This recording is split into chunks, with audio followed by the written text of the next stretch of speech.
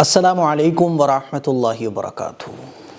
میرے ہاتھ میں یہ قرآن مجید ہے اور قرآن مجید ہمارے لیے قیامت تک آنے والے انسانوں کے لیے ہدایت کی کتاب ہے، ایمان والوں کے لیے صبر ہے، ایمان والوں کے لیے خوشخبری ہے، ایمان والوں کے لیے مشکل وقت میں ایک سہارا ہے۔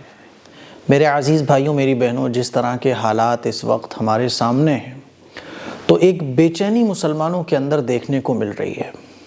تو میں آج اس ماحول پر، اس بے چینی والے ماحول پر قرآن مجید کی کچھ آیتوں کا ترجمہ سنانے جا رہا ہوں۔ مجھے امید ہے اور پورا یقین ہے کہ ان آیات کا ترجمہ سن کر ہم لوگوں کو ایک راحت، ایک سکون اور ایک اطمینان حاصل ہوگا۔ اکثر مائنڈ میں یہ سوال آتا ہے کہ آخر مسلمانوں پر اتنی مشکلیں کیوں آتی ہیں؟ آخر مسلمانوں پر اتنی تکلیفیں کیوں آتی ہیں؟ پوری دنیا کے اندر مسلمانوں پر ظلم کیوں ہوتا ہے؟ اور یہی سوال رسول اللہ صلی اللہ علیہ وسلم سے صحابہ اکرام نے کیا۔ حضور علیہ السلام کی زندگی ہمارے سامنے ہے، مکے کی زندگی جس کو مکی زندگی کہا جاتا ہے، اور مدنی زندگی، ہجرت سے پہلے کا وقت حضور علیہ السلام کا ہمارے سامنے ہے، اور ہجرت کے بعد کا وقت ہے۔ ہم جب کبھی مشکل میں ہوں تو رسول اللہ صلی اللہ علیہ وسلم کی مکی زندگی کو پڑھا کریں تو ہمیں ایک ہمت ملے گی۔ جتنا صحابہ اکرام کو ستایا گیا اس کا 1% بھی ہمیں نہیں ستایا جا رہا ہے۔ جتنی تکلیفیں صحابہ اکرام کو ملی، جتنی مشکلیں صحابہ اکرام نے برداشت کی، اس کا 1% بھی ہمیں مشکلیں نہیں مل رہی ہیں۔ تو حالات کتنے ہی خراب ہو جائیں لیکن مکے کی زندگی سے زیادہ تو حالات خراب نہیں ہو سکتے نا۔ اسی لیے صبر اور تحمل بہت ضروری ہے۔ مکے کے اندر جب رسول اللہ صلی اللہ علیہ وسلم کے لائے ہوئے کلمے پر لبیک ہو کر صحابہ اکرام جب حضور علیہ السلام کی غلامی اختیار کر بیٹھے تو بہت ستایا گیا، حد سے زیادہ تکلیفیں صحابہ اکرام کو پہنچائی گئیں۔ تو صحابہ اکرام نے پوچھا کہ یا رسول اللہ، اتنی تکلیفیں ہمارے اوپر کیوں آ رہی ہیں؟ اتنی مشکلیں ہمارے اوپر کیوں آ رہی ہیں؟ اتنی آزمائشیں اور اتنا زیادہ مشکل وقت کیوں ہے ہمارے اوپر؟ تو اللہ تعالیٰ نے ایک سورت نازل فرمائی، اور اس سورت کی کچھ شروع کی آیتیں جس میں اللہ تعالیٰ نے بتایا کہ اتنی مشکلیں اور اتنی پریشانیاں کیوں آتی ہیں۔ وہ آیتیں میں آپ لوگوں کو سنانا چاہتا ہوں۔ قرآن مجید میں اللہ تعالیٰ ارشاد فرماتا ہے، احسب الناس ان يتركوا ان يقولوا آمنا وهم لا يفتنون۔ ہم لوگ دیکھ رہے ہیں نا کہ مفتی سلمان اظہری صاحب گرفتار ہو گئے۔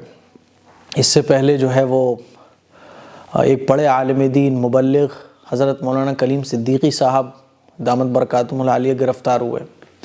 مسجدیں توڑی جا رہی ہیں، مدرسے بلڈوزڈ کیے جا رہے ہیں، مسلمانوں کو ستایا جا رہا ہے۔ مشکل وقت ہے اس وقت مسلمانوں کے اوپر۔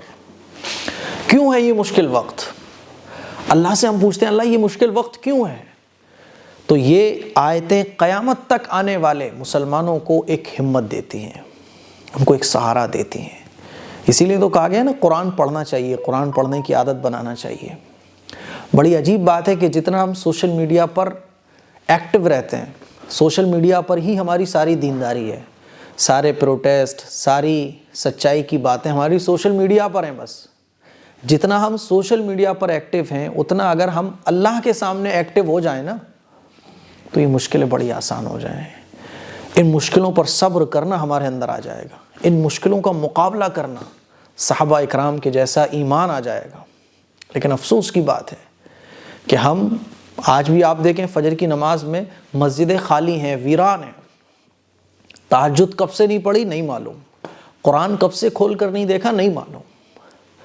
تو اس مشکل حالات میں قرآن ہم سے کیا کہتا ہے؟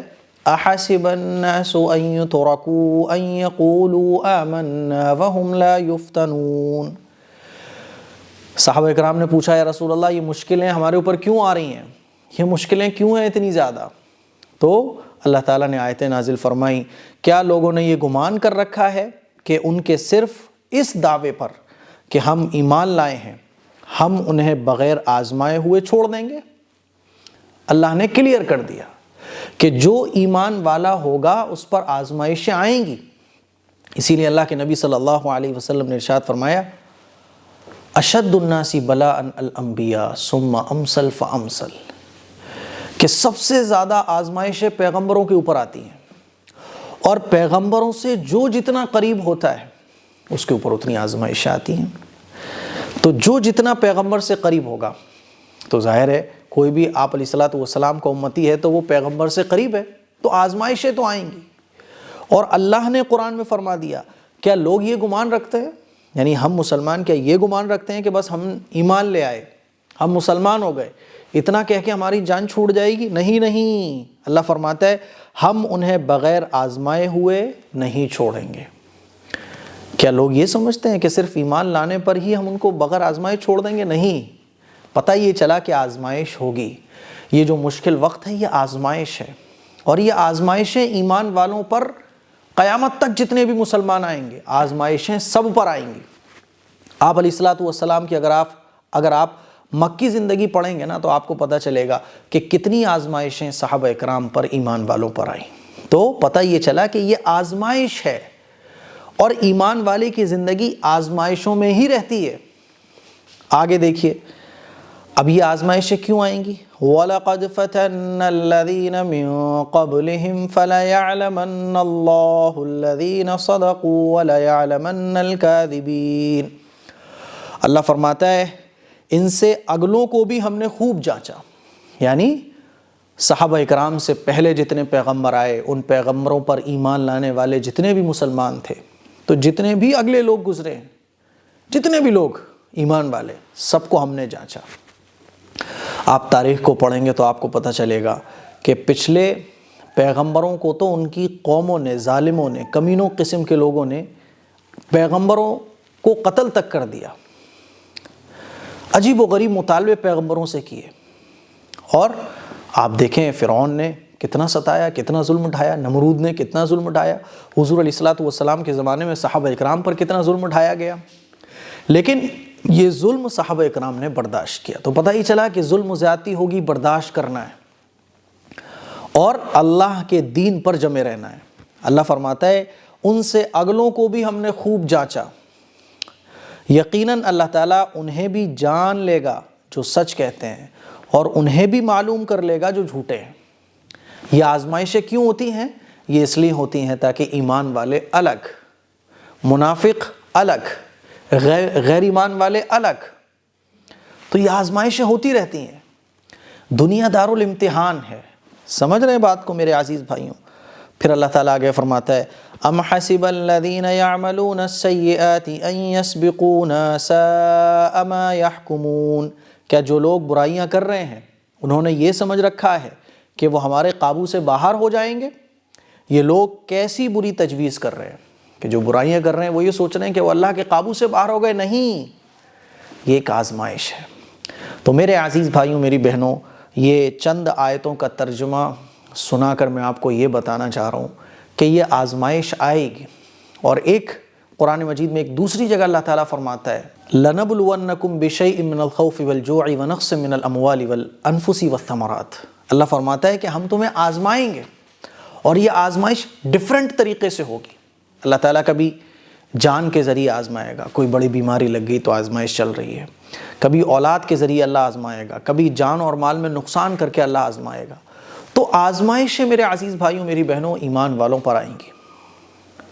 کبھی اللہ تعالیٰ حالات ایسے لا دے گا کہ ہمیں لگے گا یار یہ کیا ہو رہا ہے، تو ان حالات سے گھبرانا نہیں ہے، ان حالات کا مقابلہ کرنا ہے۔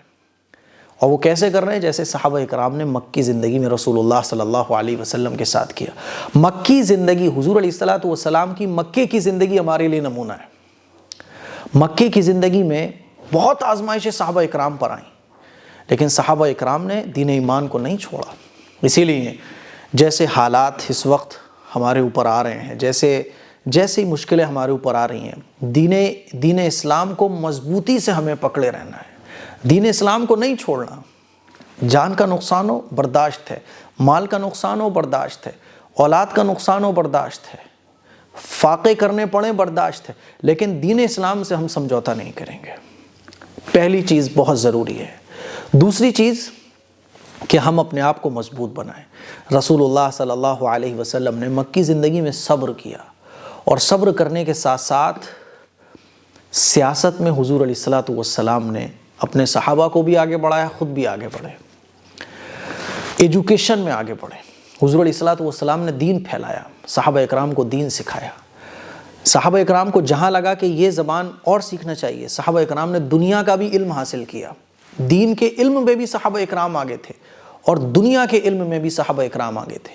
تو میرے عزیز بھائیوں، پہلی چیز دین اسلام کو مضبوطی سے ہمیں تھامے رکھنا ہے، اور یہ یقین رکھنا ہے کہ یہ مشکلیں ہیں جو ایمان والے پر آئیں گی، قیامت تک آنے والے جتنے مسلمان ہیں سب پر یہ مشکلیں آئیں گی۔ یہ مشکلیں تو نبی کی سنت ہیں، یہ مشکلیں تو نبی کی سنت ہے۔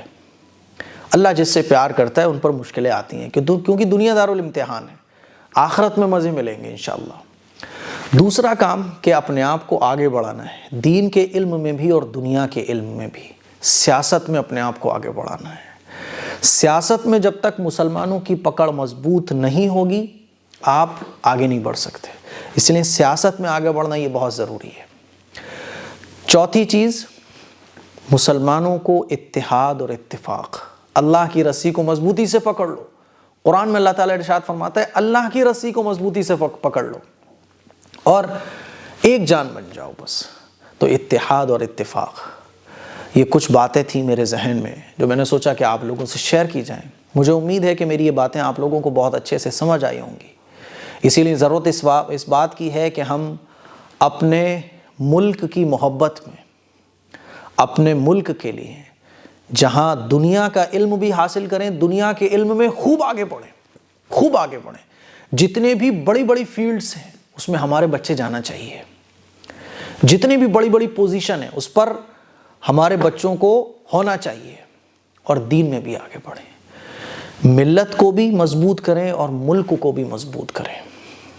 میرے عزیز بھائیوں، تو انشاءاللہ ان مشکلوں کا مقابلہ ہم کچھ سالوں میں کر پائیں گے، اور بکھرے رہے، ایسے ہی ٹوٹے رہے، ایک دوسرے پر چھیٹا کشی کرتے رہے، اور صبر ہم نے نہ کیا، ان مشکلوں پر ہم نے اللہ کی رسی کو مضبوطی سے نہ پکڑا، تو پھر بکھرنے کے علاوہ اور مشکلوں کے علاوہ ہمیں کچھ نہیں ملے گا۔ اللہ تعالیٰ سے دعا ہے کہ اللہ تعالیٰ ہمیں سمجھ عطا فرمائے، اور ان مشکلوں کے لیے اللہ تعالیٰ ہمارے سامنے کوئی آسان راستہ بنا دے۔ السلام علیکم ورحمۃ اللہ وبرکاتہ۔